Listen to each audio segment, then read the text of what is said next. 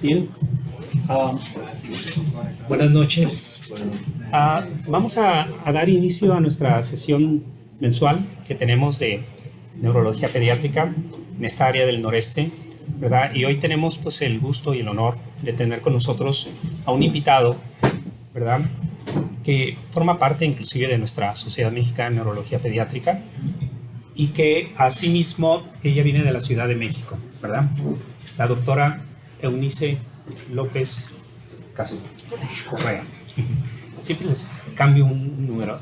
La doctora Eunice López Correa, ella es médica, actualmente trabaja en el hospital del Centro Médico Nacional La Raza, en la Ciudad de México, en el staff que se tiene ahí. Es para algunos compañeros que hemos trabajado en el Seguro Social, bueno, pues es del área, ¿verdad?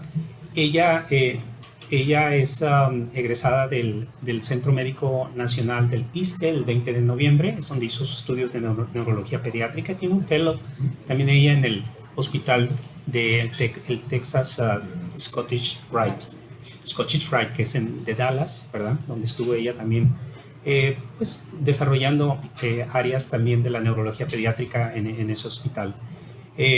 Yo creo que ahorita, sin más preámbulo, voy a dejar a la doctora Eunice para que nos hable sobre este tema tan interesante para todos nosotros. Nos va a compartir su experiencia, nos va a compartir también algunos datos especiales de este padecimiento que para nosotros, como neurólogos pediatras, es un dolor de cabeza, tratar un dolor de cabeza, ¿verdad?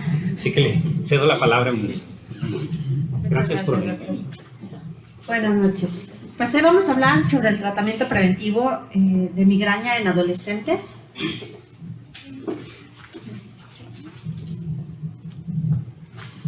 Bueno, dentro del conflicto de intereses, pues soy parte del staff de Stenda y también recibo gratificaciones por parte de otros laboratorios como PISA, UCB, Armstrong, Psicofarma, Biogen.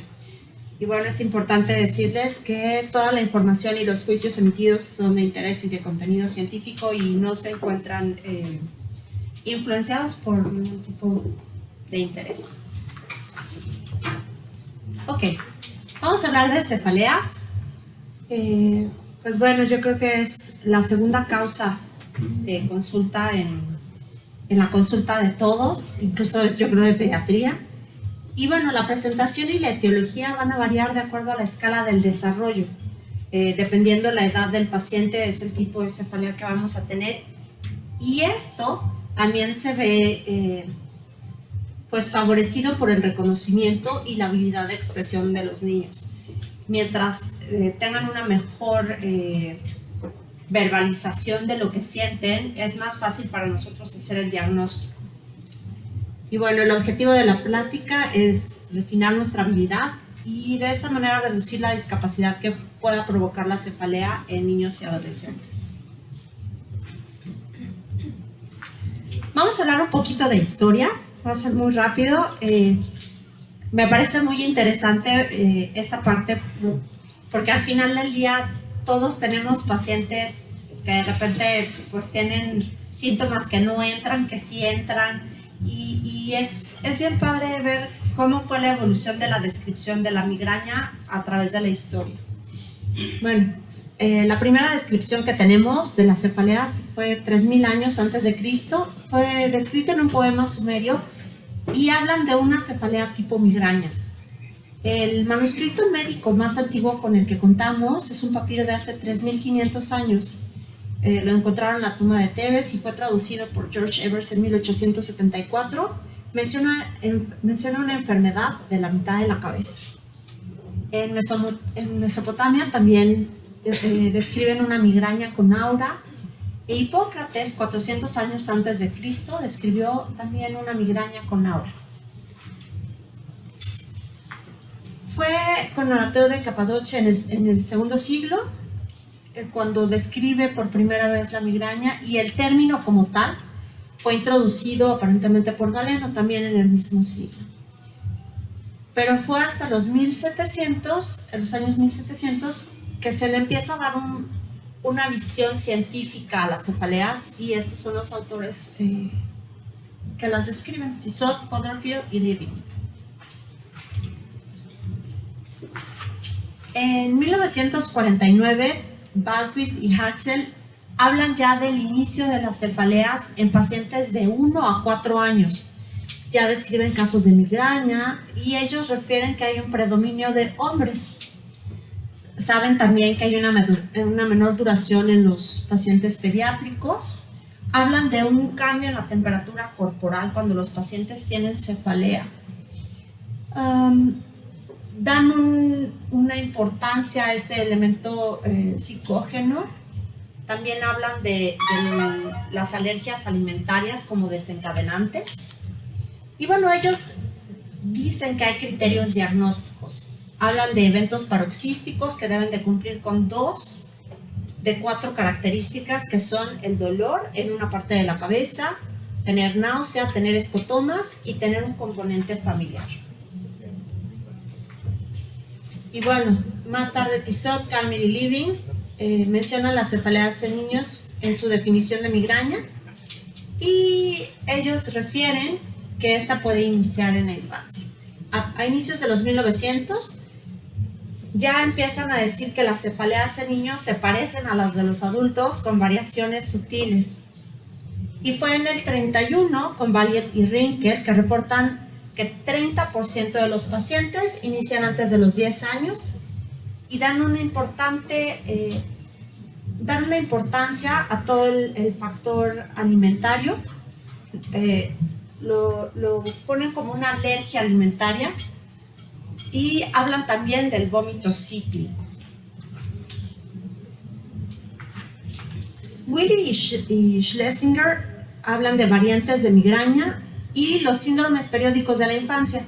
Hablan del vómito cíclico, del dolor abdominal recurrente, la cefalea recurrente, los mareos, la fiebre periódica y el dolor o rigidez periódico articular de extremidades. En el 69, Snyder habla de una tortícolis recurrente en la infancia. No sabe bien la etiología, pero lo asocia muy posiblemente a las migrañas. No concluye algo certero, pero lo deja como un antecedente. En los 70s, Hosking habla de variantes descritas como una migraña con alteración de la conciencia, una migraña confusional, el síndrome de Alicia en el País de las Maravillas, el estupor migrañoso y la amnesia global transitoria. Y es en 1988 cuando la International Headache Society publica los criterios de los 12 tipos principales de cefalea, que los divide en primarias y secundarias. Y ahí es donde empieza tal vez lo que todos conocemos ya ahora como la clasificación de las cefaleas, ¿no? Y este es como el abordaje principal que tenemos todos cuando recibimos un paciente en un servicio de urgencias. Decidir si es una cefalea primaria o una secundaria. Y bueno, en general, cefaleas primarias, cefaleas secundarias, las neuropatías craneales dolorosas, otros dolores faciales y otras cefaleas y el apéndice. Esta es la del 88. De las cefaleas primarias tenemos la migraña, la cefalea tensional, la trigeminal autonómica y otras. Y las secundarias, que serán postraumáticas, atribuidas a enfermedades vasculares, craneales o cervicales, atribuidas a enfermedades intracraneales no vasculares, atribuidas a sustancias o la suspensión brusca de estas, atribuidas a infecciones, a alteraciones de la homeostasis, por dolor facial, o enfermedades de cráneo, cuello, ojos, oídos, nariz, senos, dientes, boca u otras estructuras faciales o craneales. Y la última atribuida a enfermedades psiquiátricas de las secundarias. Vamos a hablar de migrañas, que es el tema que nos trae acá. Y bueno, de esta hay una lista mucho más grande, pero vamos a enfocarnos en estas, que es la migraña sin aura, la migraña con aura y la migraña crónica. De acuerdo a la IHS, la migraña sin aura habla de tener al menos 5 ataques que cumplan con criterios de BAD. Y esta dice que la duración debe ser de 4 a 72 horas, una cefalea que tenga al menos 2 de las siguientes, que sea unilateral, que sea pulsátil, de intensidad moderada grave, que se incremente con la actividad física, que durante la cefalea haya al menos uno de los siguientes: náusea y o vómito, fotofobia y o fonofobia, y que no sea atribuible a otro desorden. Y bueno, como agregado, en niños sabemos que la duración va de 2 a 72 horas y frecuentemente bilateral. Hay muchos estudios donde dice que las cefaleas de tipo migraña en niños pueden ser incluso de menor duración. Hay estudios que reportan migrañas en niños que pueden ir desde 30 a 60 minutos. Al final del día, este abordaje diagnóstico es bien difícil para nosotros porque no existe un marcador sérico o algo. El dolor siempre es subjetivo y eso lo hace muy complejo para nosotros, porque a veces el dolor que el niño expresa le tienes que creer cuando te dice es 8 o es 9 de 10 y lo ves y dices ¿no? O los papás te dicen es que de verdad deja de hacer todo. Pues lo vuelve muy complejo. El abordaje diagnóstico sigue siendo pues muy subjetivo. Ok. De las migrañas con aura, lo que cambia aquí es que tengan al menos un síntoma, que sea reversible, que dure de 5 a 60 minutos, y estos pueden ser visuales, sensitivos, alteraciones en el lenguaje, motores, troncoencefálicos, retinianos, y que tenga una progresión gradual. Pueden ser síntomas positivos o síntomas negativos. Y bueno, puede acompañarse o no de cefalea, que viene también en otro apartado de la clasificación. Hay ahora sin migraña, pero bueno, ahorita estamos hablando de migrañas. Y y que no haya otra explicación para estos eventos. Ok, vamos a hablar de la fisiopatología. Este es el flujo sanguíneo cerebral, que cuando inicia el evento hay una disminución en este flujo que provoca los síntomas de aura. Posteriormente hay una vasodilatación que hace propenso al dolor. Vamos a pasar a la que sigue. Esto se explica dado que en la primera fase hay una liberación de serotonina que me provoca la vasoconstricción, hay agregación plaquetaria, hay incremento de ácidos grasos, y esto pues da como resultado la disminución del flujo sanguíneo cerebral, que a su vez provoca todos los síntomas de aura. En la segunda fase ya hay una disminución de la serotonina plasmática, hay aumento de la prostaglandina E, y eso me da la vasodilatación, con disminución de endorfinas y sustancias que disminuyen el umbral doloroso de las paredes de los vasos. Esto sería lo que tenemos en un paciente migrañoso entre los ataques. Cuando inicia hay aumento de la serotonina, que es esta amarilla que se ve aquí, la agregación plaquetaria. Y en esta parte es donde tenemos la instalación de los síntomas de aura. Posteriormente, la serotonina disminuye su concentración sérica, y es cuando me da los síntomas del dolor. Estos pacientes con migraña tienen un umbral bajo de irritabilidad de la corteza occipital. Hay un componente genético que se ha asociado principalmente a canales de calcio, a la bomba sodio-potasio, TPasa, a defectos mitocondriales. Y bueno, probablemente haya una hiperactividad de neurotransmisión excitatoria, canales de sodio, de calcio, de glutamato, y una baja actividad de neurotransmisores inhibida, principalmente GABA. ¿Qué es lo que pasa con estos pacientes cuando no reciben un tratamiento preventivo? Se sabe que esta excitación puede incluso incrementar, y por lo tanto ellos son, los hace candidatos a tener un tratamiento profiláctico que va a reducir la presencia de estos eventos en un futuro. Ok, hablamos un poquito de epidemiología. La prevalencia global es de un 18%. La migraña con aura la vemos en un 5.8% de los pacientes y la afectación en general, la relación hombre-mujer, es de 3 veces mujeres a hombres, pero esto es en cierto grupo etario. En mayores de 60 años vemos que es de 5 mujeres por 1.6 hombres, de 30 a 39 años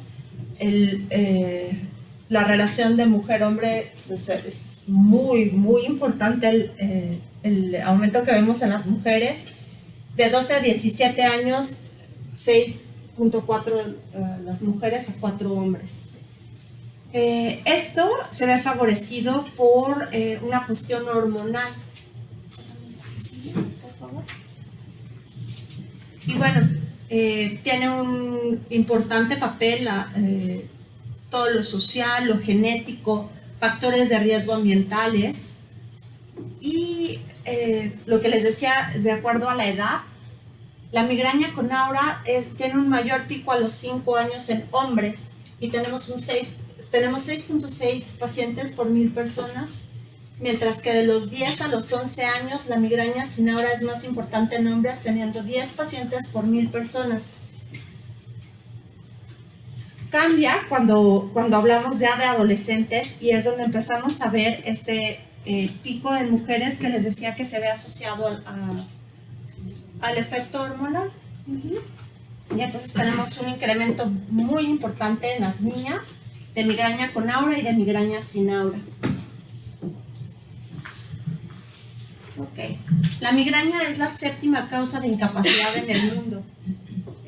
Esto lo hace pues un problema, porque tenemos niños y papás, no nada más los niños, sino papás que faltan al trabajo porque tienen que llevar al hijo al hospital, ¿no?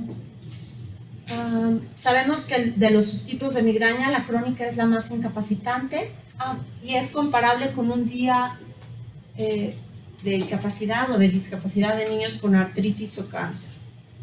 Hay un estudio americano de la prevalencia y la prevención de la migraña que dice que los pacientes con migraña crónica tienen una mayor ausencia laboral y pierden más días de actividades familiares y sociales.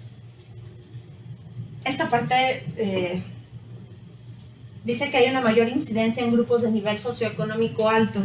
Y esto lo refiere porque dice que los hijos de papás con un nivel cultural más elevado son niños que más fácilmente llegan al neurólogo pediatra. Entonces, son los niños que reciben tratamiento más temprano y eso hace que la prevalencia mayor se dé en grupos de más bajo nivel socioeconómico. ¿Ok? Entonces, tiene como mucha lógica, ¿no? El niño que empieza un tratamiento temprano, en un futuro, deja de presentar este problema.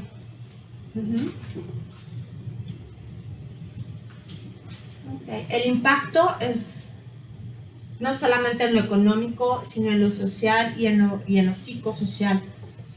Se vuelve una carga económica en el paciente y sus padres, hay que pagar la visita al médico, hay que ingresar a urgencias, hay que realizar estudios de gabinete, dar un tratamiento farmacológico, hay ausencia laboral, escolar y a otras actividades. A largo plazo, estos pacientes generalmente tienen mayor dificultad académica, hay depresión, hay ansiedad. Y bueno, la importancia aquí del diagnóstico y la clasificación contribuye a que demos un tratamiento temprano en todos estos niños y también que tengamos una mejor calidad de nuestros estudios epidemiológicos. El abordaje diagnóstico, como les comentaba hace rato, es complejo porque no existe un estudio genético para decir en tal gen va a estar la alteración, ¿no? O hay un marcador sérico que nos va a decir si es migraña o es una cefalea tensional o, ¿no? O sea, tú haces un interrogatorio y con eso haces el diagnóstico, ¿no? Básicamente en un servicio de urgencias tú ingresas al paciente y tienes que decir si es una cefalea primaria o una cefalea secundaria, mandas a hacer una tomografía, un electro, a lo mejor,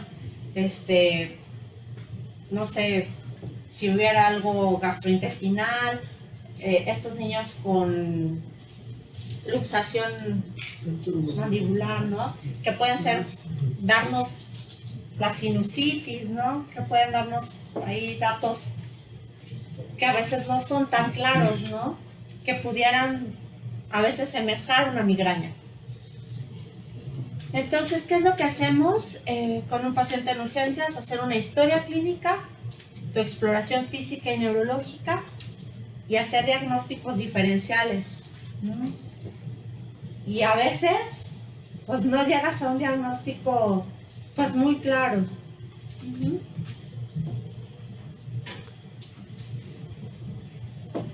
Sobre todo cuando son cefaleas primarias. Ok. Causas de cefaleas agudas. Pues como decíamos hace un ratito, infecciones paranasales, incluso infecciones de vías urinarias, sinusitis, otitis, faringitis, meningitis, una hemorragia subaracnoidea, hemorragia intracraneal, migraña, hipertensión, trauma, abuso de sustancias, ¿no? Como la cocaína en pacientes adolescentes, el uso de fármacos, intoxicaciones con monóxido de carbono o plomo.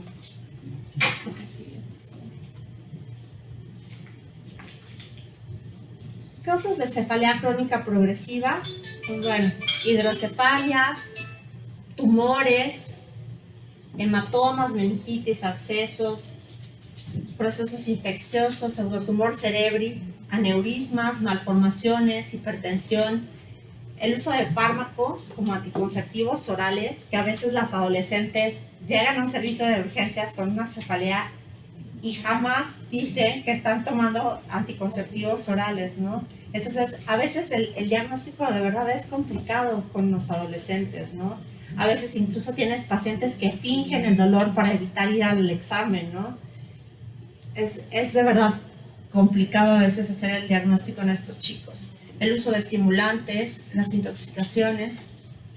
¿A qué sigue, por favor?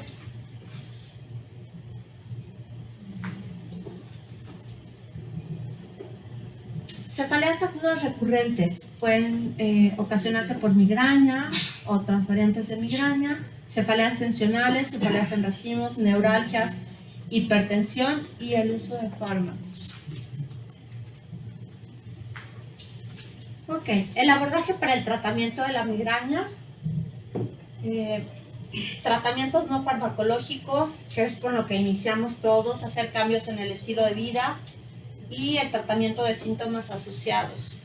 El tratamiento en agudo habitualmente lo iniciamos con analgésicos y podemos usar ergotamina o triptanos, AINES, ácido acetil en pacientes adolescentes, el paracetamol cuando no podemos ocupar ibuprofeno, por ejemplo, y opioides.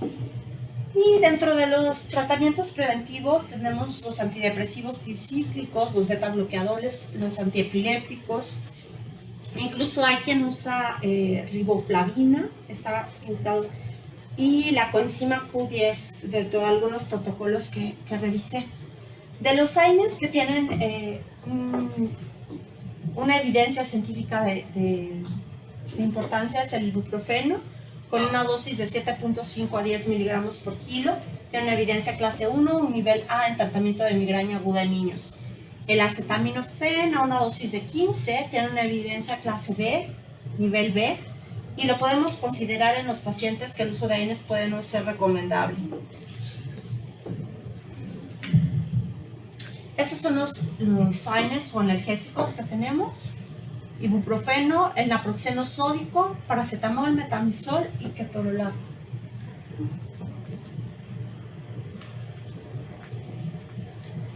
Ok, estos son los fármacos que podemos ocupar en el ataque agudo en migraña. Y bueno, tenemos los AINES, tenemos los triptanos, que bueno, sabemos que no están aprobados en niños, Y de los que están aprobados sería el sumatriptán y el solmitriptán. Ahorita, el somig. Pasamos a la que sigue. Oh, se ve muy bien. Este es el algoritmo de la Sociedad Española Neurológica de una migraña leve o moderada en un servicio de urgencias. Lo primero que hacemos es administrar ibuprofeno o naproxeno. Esperamos, lo que dice la guía es esperar 2 horas, vemos si hay mejoría. Si no, damos triptanos o analgésicos, esperamos 2 horas, se revalora, podemos dar una nueva dosis de triptanos. Si hay mejoría, se va a casa con AINES. Si persiste, y en el inter damos metoclopramida si hay síntomas gastrointestinales. Si el dolor persiste, damos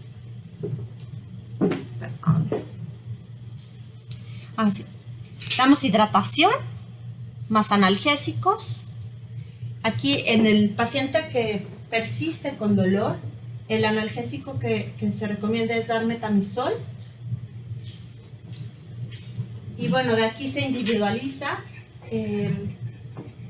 Recientemente se autorizó o se vio el efecto del ácido valproico endovenoso como tratamiento en la fase aguda, a una dosis de 15 a 20 miligramos. O bien se puede dar sulfato de magnesio, también dexametasona IV, puede ser parte del tratamiento. Y si el paciente persiste, entonces se maneja como un estado migrañoso.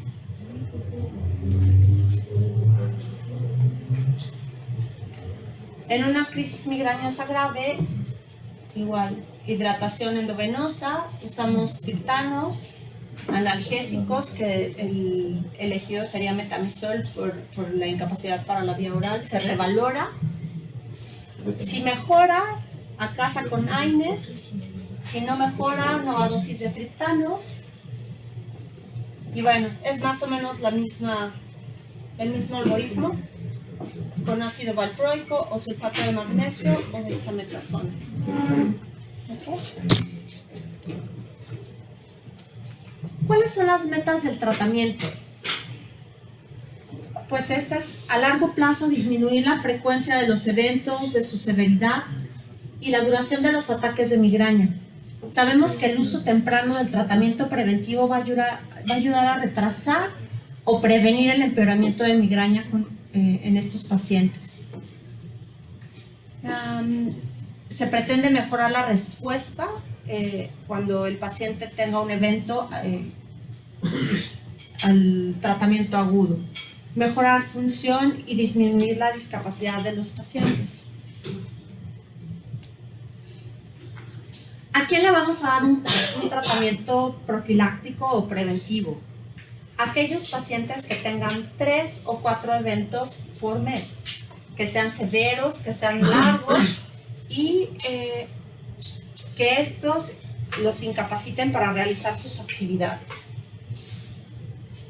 Y bueno, como cualquier medicamento,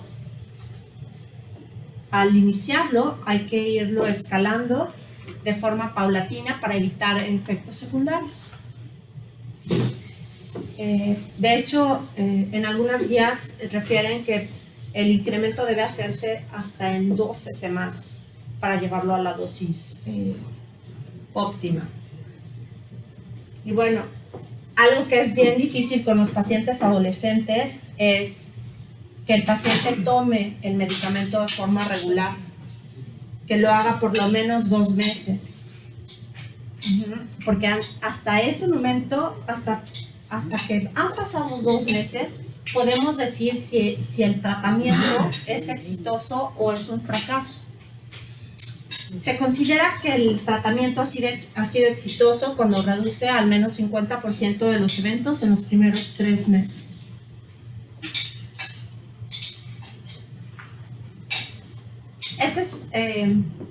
dentro del tratamiento preventivo, las medidas, las higiénico-dietéticas que todos manejamos, que es SMART. S para sueño, que debemos procurar que el paciente tenga un sueño regular y suficiente. Este es un tema con los adolescentes porque todos tienen un celular, ¿no? Y todos, ¿no? Todos los papás en algún momento te dicen, ¿qué crees, doctora? Que me doy cuenta que cuando me despierto en la noche veo al hijo abajo de las sábanas con el celular chateando. Entonces,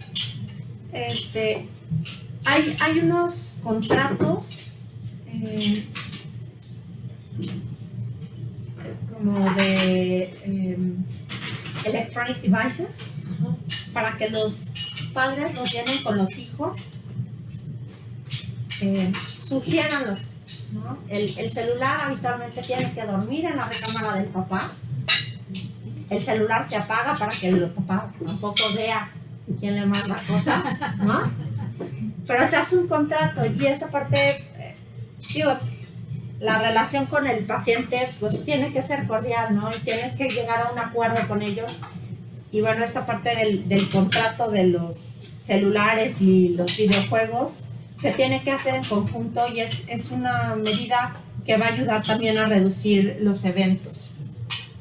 La M es para meals, para alimentos. Tienen que ser de forma regular, suficiente, con una hidratación adecuada. La actividad, que sea un ejercicio regular, que no sea excesivo, porque sabemos que el ejercicio excesivo va a desencadenar eventos de migraña. Y que sea de preferencia aeróbico. Medidas de relajación. Hay muchos artículos que hablan sobre la meditación, sobre yoga, sobre tai chi, mindfulness también, y los efectos benéficos en los pacientes con migraña y otros padecimientos neurológicos, ¿no? Valdría la pena que también nosotros como médicos nos demos una vueltecita y a todas las... hay muchas meditaciones para niños, las pueden buscar en YouTube o en YouTube, las buscan, y recomiéndoselas a los pacientes, ¿no? Yo creo que es también un buen momento para... No sé qué tan agitada está acá la vida en Monterrey, en el DF es muy rudo, ¿no? Y utilizar esto de repente te cambia. Y la T de SMART es para trigger avoidance, que son evitar todos los desencadenantes. Y volvemos otra vez, el uso de pantallas, la cafeína y otros desencadenantes. Hay unas listas de alimentos. Cuando veo pacientes con migraña, les pido que hagan un calendario. Y les pido que el día que tienen un evento de migraña, hagan una lista de alimentos que consumieron ese día. Dentro de las listas de desencadenantes está el aguacate, están los lácteos, el yogur, los plátanos. Entonces, a veces no le damos como el peso a estos factores que pudieran tener y que pudieran mejorar la calidad de vida de los pacientes. Entonces, no todos son chochos, ¿no? También hay que favorecer la salud de los pacientes con algo que es tan básico como la alimentación, ¿no? O el sueño. Sí. Por favor. Ok, dentro del tratamiento preventivo hay que evitar también la cefalea por abuso de fármacos. Y esto también lo vemos bien frecuente, ¿no? Es que le dolía la cabeza y leí. Y al otro día también, y al otro día. ¿Y cuántos días lleva tomando el medicamento? No, y voltean a ver, ya ni saben cuántos días le dieron el medicamento, ¿no? El Motrin o lo que sea que les den. Entonces, también hacer un énfasis en este abuso de medicamentos. Y los medicamentos específicos antimigrañosos como los triptanos También no deben ser usados más de 10 días en un mes.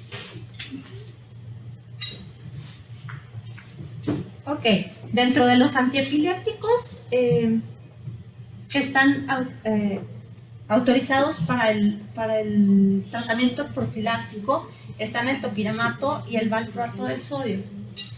Hay artículos donde también hablan sobre el levetiracetam y la gabapentina.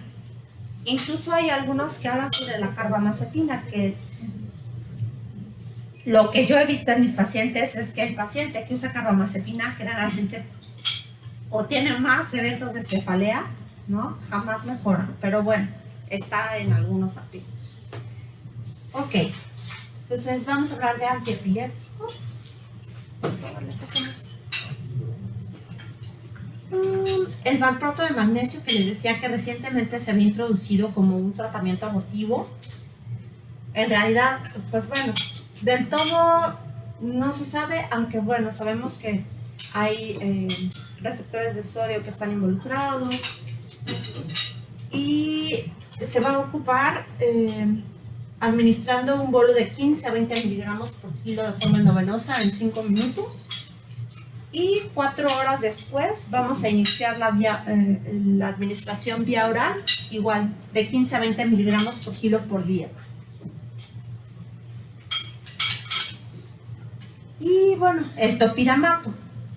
El topiramato, como todos sabemos, es el medicamento que tiene más mecanismos de acción.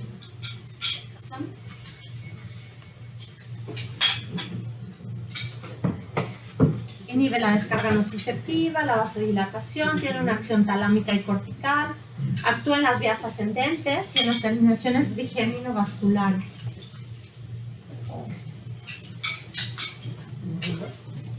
Este es un artículo, hay uno del 2007 y uno del 2014 que habla sobre la prueba de COA, que es una prueba de lenguaje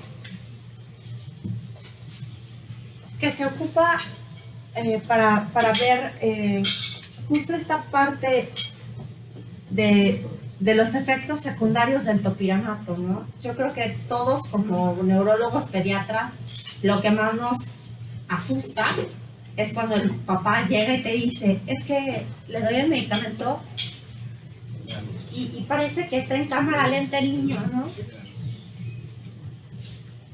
Y entonces, si lo que pretendemos es que el niño vaya a la escuela y aprenda, pues no puedes dejar, ¿no?, un medicamento que lo tenga así.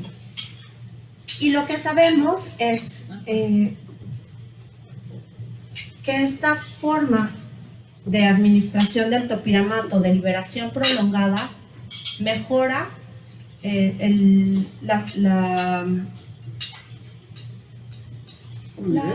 fluidez en estas pruebas de COA, o más bien con esta prueba de COA se mide esta mejoría como en el aspecto cognitivo del paciente que utiliza topiramato. ¿Qué pacientes son candidatos? El topiramato de liberación prolongada está aceptado para adolescentes.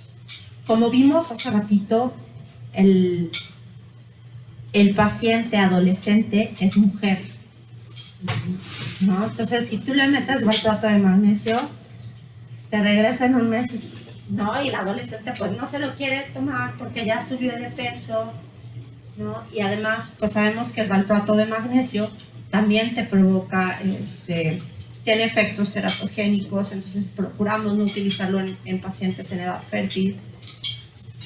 El topiramato favorece que el paciente no suba de peso y bueno, la gran ventaja también es que solamente lo va a tomar una vez al día. Entonces eso lo hace ideal para una paciente adolescente, ¿no? Y aunado a esto, ¿no?, que como les decía, yo creo que como neurólogos pediatras, lo que más te preocupa es esta parte cognitiva de tu paciente.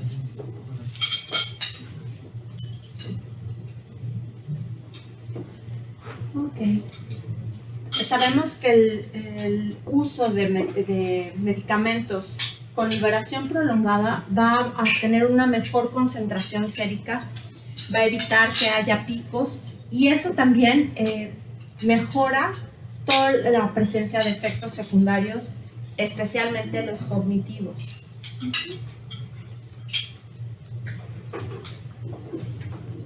Esto también es una diapositiva que explica los cambios que se vieron.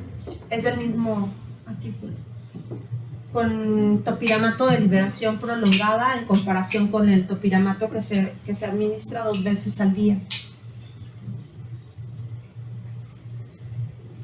Bueno, vemos que hay una mejoría considerable en la prueba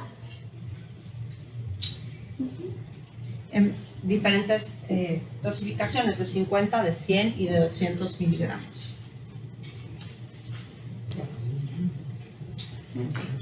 Pues bueno, preguntas. Pues muchas gracias. Algo le iba a decir, está viendo aquí, en relación al tratamiento agudo, ¿verdad? Es importante la selección del analgésico, como usted mencionaba, porque generalmente pues esto va a ser algo crónico, que el paciente va a tender incluso a automedicarse, ¿verdad? Y yo había escuchado que los especialistas del dolor, los algólogos, opinan que lo primero que hay que utilizar es el paracetamol.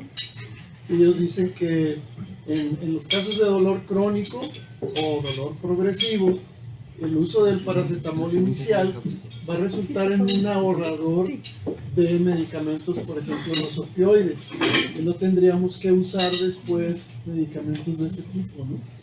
Entonces ellos ponen en primer lugar el paracetamol y después el ibuprofeno. Y vemos que, por ejemplo, en el mercado hay presentaciones de 500 miligramos, 700, o sea, hay una variedad de dosis interesante que a mí me parece muy práctico iniciar con el paracetamol, ¿verdad? Y en relación a lo del topiramato, hace, yo creo que 1 o 2 meses, ¿verdad? También salió un artículo que cuestionaba la efectividad del topiramato en los niños y que mencionaba que principalmente el efecto profiláctico bueno era nada más del adolescente, ¿verdad? Como usted dice, ¿no? Entonces mi pregunta sería ¿qué opina de estas opciones? Y tercero, cuando ya tiene un paciente con topiramato en dosis de, no sé, de 25, 50, vamos a decir, o 100 cuando mucho de adolescentes, ¿el cambio a la liberación prolongada sería mismo miligramaje o tendríamos que modificarlo? ¿Qué opinas? Lo puede hacer, o sea, si el paciente ya está tomando, se migra, porque al final del día lo que vas a hacer nada más es el mecanismo del medicamento, lo que hace es liberarlo lentamente, entonces no va a haber una modificación. En cuanto al paracetamol, la mayoría de la literatura que yo revisé habla sobre el beneficio del ibuprofeno mayor que el paracetamol. Esta parte que va a ahorrar, la verdad es que no lo encontré. Pero sí hablan de una mejor respuesta del paciente al ibuprofeno. De hecho, la verdad no lo hemos visto publicado, pero en la práctica, en esas cefaleas que el niño está en urgencias con el dolorón de cabeza, que se le aplicó ya su medicamento Nines, se le pasó paracetamol, se le puso un Nines y el niño sigue. La utilización de un anticonvulsivo, en este caso hablan de valproato, que es el que han medido, pero verdaderamente pareciera, al menos en la práctica, que nos da resultado el poner fenitoína intravenosa, y es excelente para bajar eso. Fenitoína con el esteroide, ¿verdad? La verdad da un buen resultado, ya sea porque se da un poco al paciente y se queda dormido y luego se le quita el dolor de cabeza, ¿no? A lo mejor porque lo dormimos, que a fin de cuentas en el adulto de eso se trata, ¿no? Cuando uno les da un un producto, un sedante, ¿verdad? Por eso les daban en Estados Unidos amovavital y ese tipo de cosas. Pero en los niños esa es como una secuencia más, ¿cómo diríamos? Pues a lo mejor es un medicamento que le va a traer menos efectos secundarios agudos en lugar del valproato de magnesio, de intravenoso, o ácido valproico intravenoso. Ese sería un detalle que hemos visto en la práctica, que con fenitoína mejor también. Bastante bien para quitar la cefalea, ¿no? Con eso. ¿Y el tiempo de uso? El tiempo de uso, o depende, va mejorando el paciente. Habitualmente el tratamiento profiláctico lo utilizas por 6 meses, es lo que, ¿no? 6 meses y evalúas. Ves cómo está el paciente, si ha mejorado, ¿no? Si el paciente, lo que mide son el número de eventos por mes. Entonces, si el paciente deja de tenerlo, como decía ahí, por lo menos que reduzcan un 50% el número de eventos en 3 meses, es lo que dice la literatura.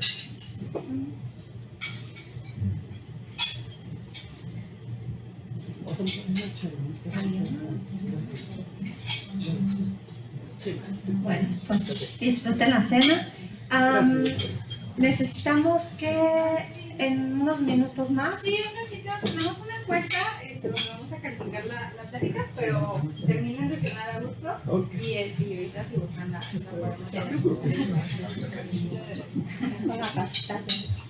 Bueno, vamos a tener de todos modos todavía, ahorita que terminemos de cenar aquí a la doctora Unice, porque alguien desea hacer algunas preguntas. Y pues aprovechamos de todos modos para comentar que pues hoy nuestro sponsor, ¿verdad? Es el laboratorio de Stendhal, ¿verdad? Y agradecemos de antemano pues el habernos permitido primero traernos a la doctora, ¿verdad? Que ahorita nos ha expuesto, la doctora Eunice, y sobre todo pues ahorita si tenemos más preguntas, ahorita que terminemos de comer algo, ¿verdad? Para que no se vayan a sentir ustedes sin cosa y le vuelven a preguntar. Para que, doctora. Sí, si ustedes, yo la acompaño. ¿Te quieres sentar? Sí, no, de hecho le pedí, sí, le pedí una al final. Pedí que le guardara Una buena dosis de cabrito para la doctora. Que le vaya bien. No, ya no vamos a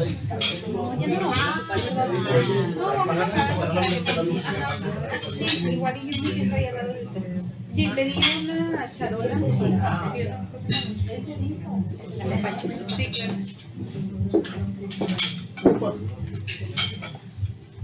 Es que aquí están grabando la verdad. ¿Y aquí se ve? ¿Quieres?